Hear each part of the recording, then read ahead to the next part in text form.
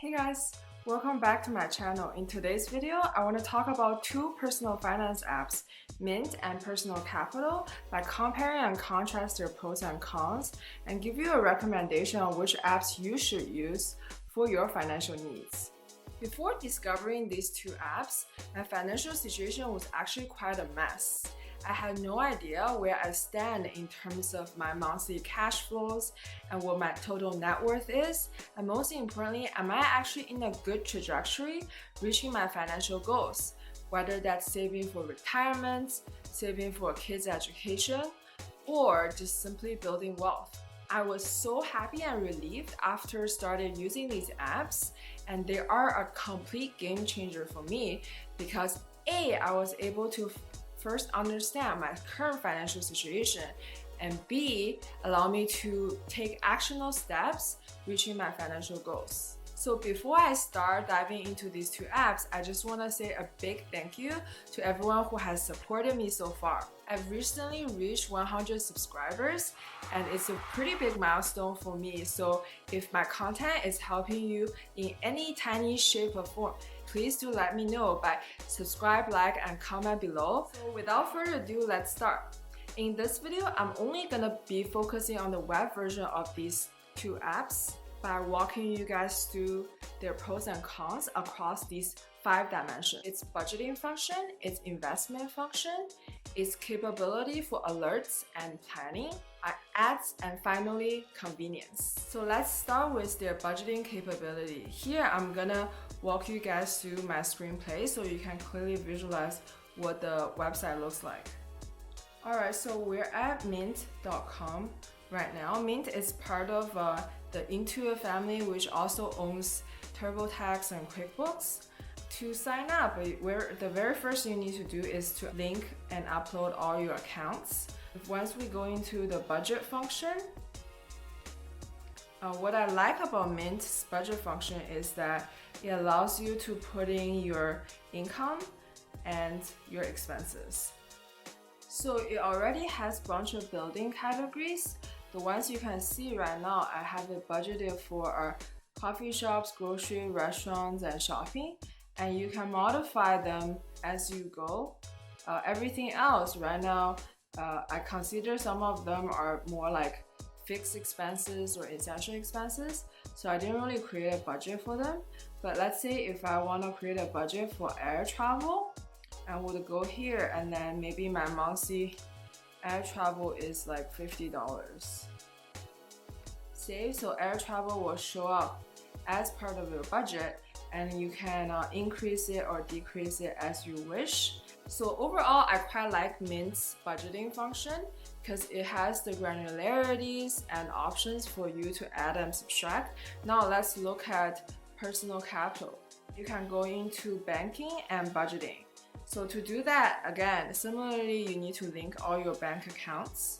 The limitation is you can only set an overall monthly budget without breaking them down into categories.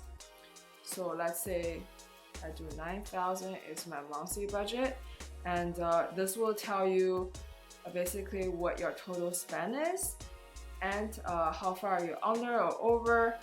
So in the budgeting category, I would rate Mint 4.5 out of 5 and personal capital only 2 out of 5. Now let's take a look at their ability to understand your investment portfolios. And in my personal opinion, the investment capability is really where personal capital shines. So something I really like is you can compare your index against S&P 500, US stock markets over time. So how it's computed is it takes your current portfolio and calculate it retrospectively across the past year, and my index is actually outperforming the market for the most part. You can change the dates. So let's say 1 year, it's doing fairly good in terms of like mitigating risk, but also outperforming returns. And then down below are lists of stocks or ETFs I currently own. You can also look at its allocation. So right now I'm heavily invested in US stocks, I am potentially thinking about having a slightly more diversified portfolio at this point. You can also look at the US sectors where it clearly displays your percentages across 10 different sectors. So technology being the biggest portion in my portfolio and communication services coming second. Another way you can think about is, having a high exposure in technology. Is that a good sort of strategy going forward? Do you want to diversify a little bit more? Maybe rebalancing some portion of your technology into some of the other sectors based on your needs. So I really like this view. It gives me a clear sort of look into where I stand in terms of percentage allocations. So the Mint investment tab is pretty minimal. It pretty much doesn't have anything. It just tells you your performance over time. Its allocation is by symbol, which is not particularly useful. Ideally, I wanted to look at by sector, and you also have it by asset type, but this one is completely broken. It's other or unknown. I wonder if there's a way for you to just manually set it yourself. So I don't really look at it personally. And then it does have some best performers and worst performer, but I don't think it's completely accurate. Just looking at, I'm pretty sure some of my other stocks, for example, AT&T, it's definitely more of the worst performer than some of these ETFs. Something that's neat about it is you can, similar to personal capital, you can sort of compare it against the market. So in this case, SPY and NASDAQ are two of, so you can see my portfolio against the overall market portfolio across different times. You can also just pick any stock. Let's say I do Square. I'm interested in Square's performance against everything in my portfolio. Obviously, Square is outperforming my individual portfolio.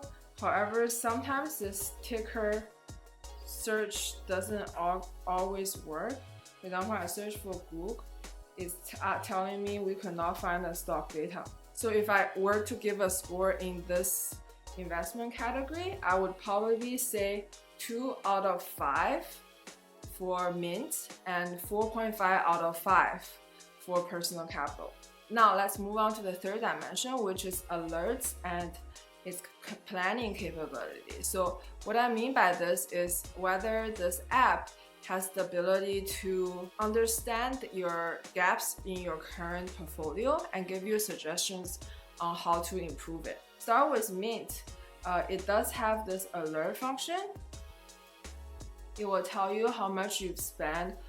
For example, this month we've overspent $900 on groceries, and which had exceeded our budget. You also identify, I think it has some options to identify what's unusually high compared to your historicals. So 4,000, I'm surprised it's smart because it was also a mortgage expense we had in previous month.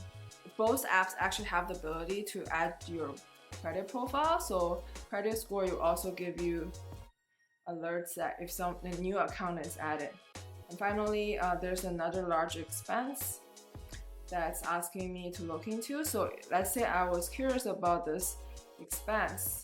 I will click on it and then it will directly lead me to this. So sometimes you might have to go in to manually change the category if it's a rare vendor. So that's pretty much it about the alerts that Mint has. And hopping back to personal capital, it also has the alerts button, and they call it notifications, but to me it's a little bit more insightful than just a day-to-day sort of high spend, low spend type of alerts. So here it actually looks at my savings reserve and telling me that the ideal emergency fund reserve that people recommend is 3 to 6 months. So given my current portfolio, it seems like I have more than 6 months of cash reserves. So it's suggesting me to look at my cash position again and perhaps invest some of these extra cash. You can view your emergency fund So the 67,000 is what I have currently on the emergency fund, and based on my current monthly spending, it's recommending me to have 27,000 to 54,000 as my emergency fund. So I'm a little bit over by 9,000. So basically this extra 9,000 is something I could consider reinvesting into stock or something else. Going back to the notifications again, not just emergency fund, but there's other suggestions you will have. For example, like being more tax efficient. That's if I prove on this, it will lead to this recommendation page. So something about Personal Capital is that they have this wealth management service that they charge you for a fee. The very initial consultation is completely free, which I've attended. I'm not gonna spend too much time in this video. Let me know if you guys wanna do a more in-depth view of Personal Capital's wealth management service if you're interested in. I haven't signed up because their fees is actually 0.89%. Really cool about Personal Capital, they have this thing called the retirement planner. You can go in by clicking planner, a retirement planner as well. If you're super big on this like FIRE movement, you want to retire early, so you can also put in retire early as your goal. For example, if I want to retire like in my 50s, spending decrease, I can also adjust this, and there's 82% chance of me reaching my goal. So depends on your retirement age, how much you think you're gonna spend monthly, and how much you think you're gonna be making. This simulation helps you to plan what additional do you have to put aside in order to reach your goal. Do let me know if you guys want to learn more about like 401ks, Roth IRAs, these backdoors and mega backdoors. I probably think about doing an episode like this in the future. Within its planning, there's also a retirement fee analyzer. I have most of my funds in Vanguard, so it will compare Vanguard against the overall benchmark. Like there's ways to reduce your retirement fee, and if your expense ratio is too high, you might think about like how to find a more expense ratio friendly advisor such as Vanguard, Fidelity, or Charles Schwab. There's also the investment checkout function, which basically recommends you based on your risk tolerance, it will show your current allocation across bonds, cash, international stocks, blah, blah, blah, but it will also show you like what's your target allocation based on your risk tolerance level. So perhaps if you think this is something that you want to do, you can also like think about rebalancing your portfolio to meet the target allocation they recommended. In the alerts and planning capability category, I would rate Mint 3.5 out of 5, where Personal Capital 4.5 out of 5, giving its variety of fee analyzer, house checkup, as well as retirement planner functionalities. And in terms of ads, Mint has more ads than Personal Capital in general. Yeah, for example, this tab, it will also have some kind of ads. You can close it temporarily, but when you hop back to this page, okay, it's disappeared. But sometimes, giving it enough time, the ads will also show up again. Whereas Personal Capital is pretty much completely ads free, with the caveat that they will bother you for you to sign up for their wealth management service, because that's how they make money. So yeah, you can politely decline if you're not interested. So in terms of ads, I think both of these are fairly good. I will give Mint a 4 out of 5 and the Personal Capital 4.5 out of 5 in the ads category. And finally, let's talk about convenience and whether there's any technical issues. Within Mint, it's supposed to refresh every time you log into the account. Yeah, for example, in this account, somehow it only refreshed to August 14th. I'm filming this August 30th now, so it's missing a few transactions. As a result of this, the latest, if you wanna get the very latest information, sometimes can be inaccurate. In the beginning, I talk about how you can link your accounts. So that's a similar problem across both Mint and Personal Capital. Sometimes your account will break in the sense of maybe if the API had changed and it would ask you to re-log in and then refresh some of these accounts. For Personal Capital in particular, what I was really puzzled about is I linked my Charles Schwab account. However, a big portion of my Charles Schwab is actually in my equity rewards, which for some reason didn't show up. So I don't know if that's like a technical issue or like there's someone I can contact in order to fix this. I would probably rate in this convenience category 4.5 out of 5 for Mint and 4 out of 5 for Personal Capital. So overall, adding up all the ratings I've given, Mint will have a final score of 3.5 out of 5, where Personal Capital is 3.9 out of 5. So if I have to recommend one app out of the two, I would recommend Personal Capital, although it has some limitations. So generally speaking, if you're just purely doing like budgeting and cash flow monitoring, I would recommend Mint because their budgeting function is much more robust. Whereas if your focus is around your understanding your investment portfolio, planning for retirement, or planning or saving for a college fund, then I would recommend Personal Capital because their investment capabilities is so much stronger. And something to note is the founder of Personal Capital actually used to be the CEO of Intuit, and then later on he founded a Personal Capital. So I would imagine this is like a better and enhanced version of Mint by addressing a lot of its limitations. So I do have a pretty positive view of where Personal Capital is going in the near future. I hope they can fix some of these issues I've talked about.